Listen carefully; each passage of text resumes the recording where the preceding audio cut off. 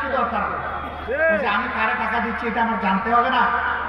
বাপটা এমন যে আজকে জানার দরকার নাই, 18 দিন জানবে। সম্মানিত ভাইরা, আমরা ঘোষণা করেছি চাঁদা আমরা নিব না এবং চাঁদা কাউকে নিতে দিব না। আমরা বলেছি দুর্নীতি আমরা করব না এবং দুর্নীতি কাউকে করতেও দেব। আমরা বলেছি ইনসাফ প্রত্যেকের জন্য জাতি ধর্ম দল নির্বিশেষে নিশ্চিত করা হবে। ইনসাফ এখন থেকে আর টাকা মূল্যে বিক্রি করা হবে না।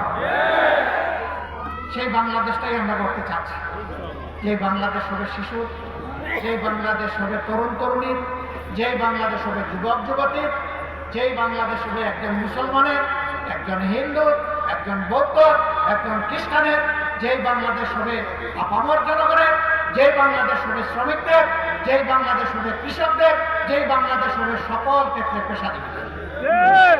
আর এমন বাংলাদেশ নিয়ে গর্ব করবে আর বলবে আমি একজন বাংলাদেশী।